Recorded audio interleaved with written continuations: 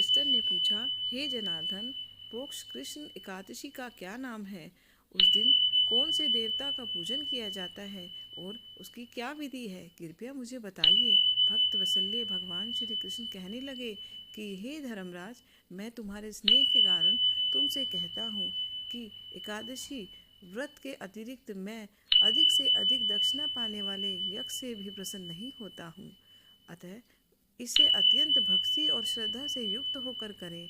हे राजन, द्वादशी युक्त मोक्ष कृष्ण एकादशी का महत्व तुम एकाग्रचित्त होकर सुनो। इस एकादशी का नाम सफला एकादशी है। इस एकादशी के देवता श्री नारायण हैं। विधि पूर्वक इस व्रत को करना चाहिए। जिस प्रकार नागों में शेषनाग, पक्षियों में गरुड़, सब ग्रहों में चंद्रमा, यज्ञों में अश्वमेघ और देवताओं में भगवान विष्णु श्रेष्ठ हैं, उसी तरह सब व्रतों में एकादशी का व्रत श्रेष्ठ है। जो मनुष्य सदैव एकादशी का व्रत करते हैं वे मुझे परम प्रिय हैं। इस व्रत की विधि अब मैं तुमसे कहता हूँ। मेरी पूजा के लिए ऋतु के अनुसार फल, नारियल, नींबू, निवेद आदि 16 वस्तुओं का संग्रह करें। इस सामग्री से मेरी पूजा करने के बाद रात्रि जागरण करें। इस एकादशी के व्रत के समान यज्ञ, तीर्थ, दान, तप तथा कोई दूसरा व्रत नहीं है। 5000 वर्ष तप करने से जो फल मिलता है उससे ही अधिक सफला एकादशी के व्रत से फल मिलता है। हे राजन, अब आप इस एकादशी की व्रत की कथा सुनिए।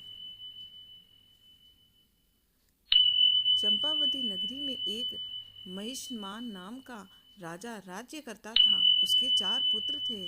उन सब में लुम्बक नाम वाला बड़ा राजपुत्र महापापी था। वह पापी सदा पर स्त्री व वैश्यगमन तथा दूसरों के बुरे कामों में अपने पिता का धन नष्ट किया करता था। सदैव ही देवता, ब्राह्मण, वैश्यों की निंदा किया करता था। जब राजा को अपने बड़े पुत्र के ऐसे कुकर्मों का पता चला तो उसने उसे अपने राज्य से निकाल दिया। तब वह विचारने लगा कि कहाँ जाऊं, क्या करूं। अंत में उसने चोरी करने का निश्चय किया। दिन में वह वन में रहता और रात्रि को अपने पिता की नगरी में चोरी करता तथा प्रजा को तंग करने और उन्हें मारने का कुकर्म करता। कुछ समय पश्चात सारी नगरी भयभीत हो गई। वह वन में रहकर पशु आदि को मारकर खाने लगा।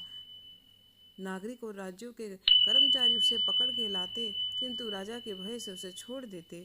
वन में एक अति प्राचीन विशाल पीपल का वृक्ष था। लोग उसकी भगवान के समान पूजा किया करते थे। उसी वृक्ष के नीचे वह महापापी लुम्बक रहा करता था।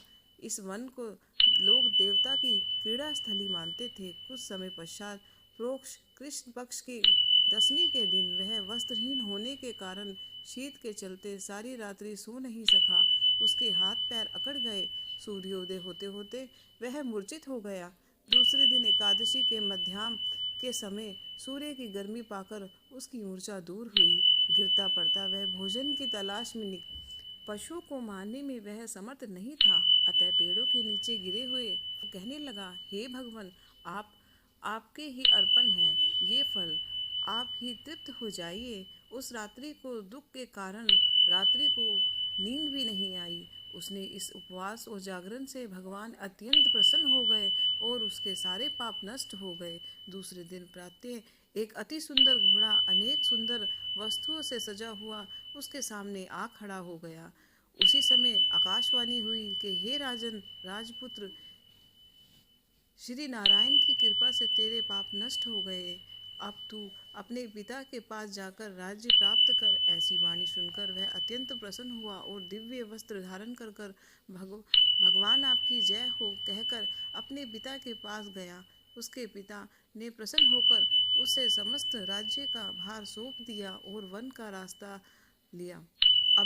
अब लुम्बक शास्त्रानुसार राज्य करने लगा। उसकी स्त्री, पुत्र आदि सारा कुटुंब भगवान नारायण का परम भक्त हो गया।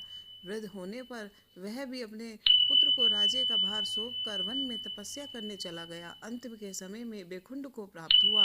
अतः जो मनुष्य इस परम पवित्र सफला एकादशी का व्रत करता है उसे अंत में मुक्ति मिलती है। जो नहीं करते वे पूंछ और सींगों से सहित पशुओं के समान हैं।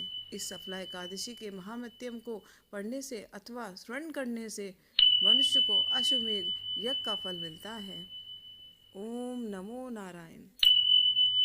मित्रों, अगर आपको मेरे द्वारा सुनाई गई कथा अच्छी लगी है और आगे भी मैं आपको कथा सुनाऊं, उसके लिए हमारे चैनल को सब्सक्राइब कीजिए, लाइक कीजिए। धन्यवाद। नमो नारायण।